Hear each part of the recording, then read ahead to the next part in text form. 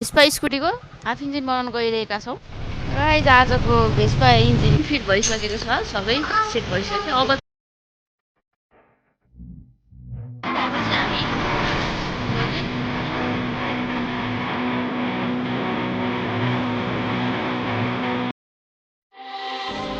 Hello guys, यहाँहरूलाई NR bike ग्यारेजमा स्वागत छ। हामी चाहिँ आज भेस्पा स्कुटीको हाफ इन्जिन बनाउन गइरहेका छौँ। हामीले चाहिँ यो स्कुटीको हाफ इन्जिन हुन्छ त्यो चाहिँ निकालेर यता राखेका छौँ र अब चाहिँ यसको फिटिङ हुँदैछ। इन्जिन बन्दै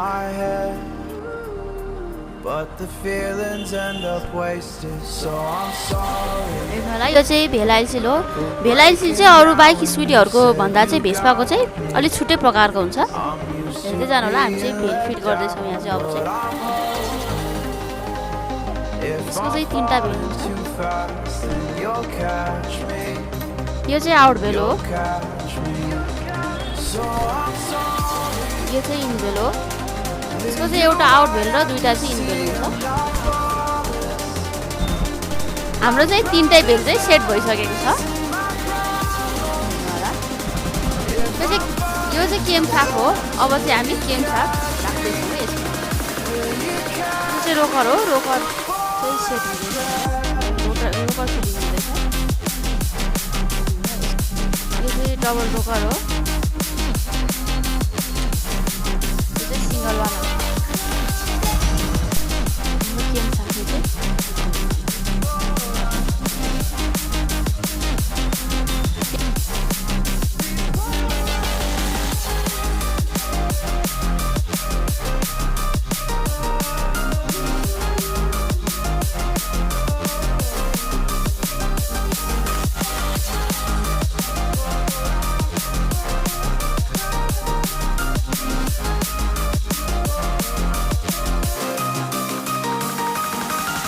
चाहिँ हामी स्कुटीको चाहिँ पिस्टन राखेर लक लगाउँदैछौँ। हेर्नु होला,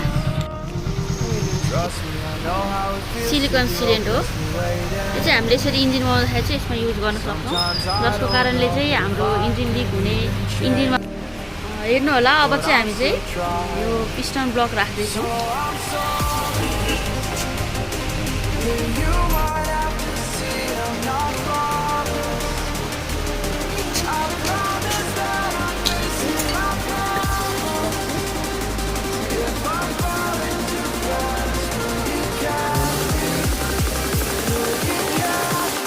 हामी यो हेड ब्लक फिट गर्न जाँदैछौँ, जसमा चाहिँ पहिले नै हामीले भेल रोकरहरू चाहिँ फिट गरिसकेका थियौँ।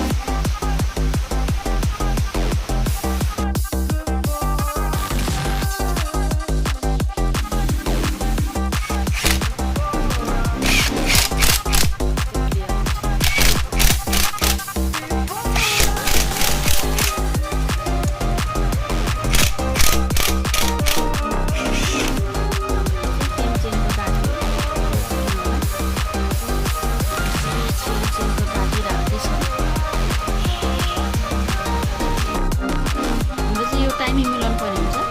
त्यो टिम चाहिँ राति राख्दाखेरि चाहिँ देखिराख्नु भएछ। यो एरो र यो माथिपट्टिको यो चाहिँ बराबरै हुन्छ, यसलाई चाहिँ टाइमिङ भनिन्छ। यसरी राख्दाखेरि चाहिँ हाम्रो इन्जिन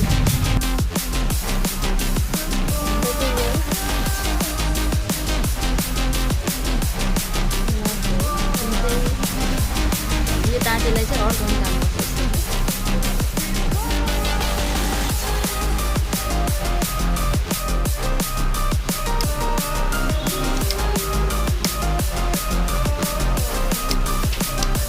भेस्पाको चेन चाहिँ नरिसेर हो। यसले चाहिँ यो चेनलाई चाहिँ चेन छ, यसलाई चाहिँ धकेलेर एडजस्ट गर्ने काम गर्दछ।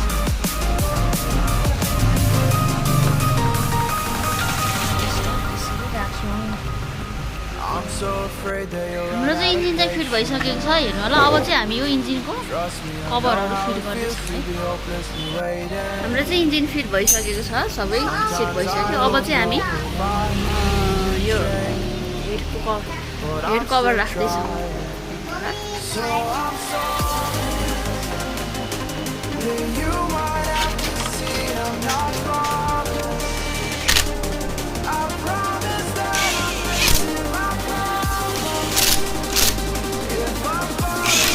राखेर हामी चाहिँ अब यो कार्बेटर फिट गर्दैछौँ। यसलाई चाहिँ सफा गरेर राखेर हुन्छ त्यो अब चाहिँ कार्बेटर फिट हुन्छ।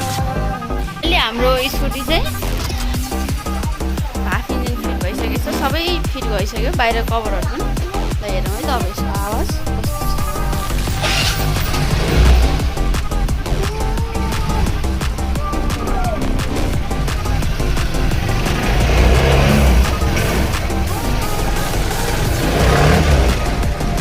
सक्सेसफुल। गाइज आजको भेस्पा इन्जिनको भिडियो यतिमै सकिन्छ। बाँकी अर्को भिडियोमा भेटौँला। अब हस्, बाई बाई।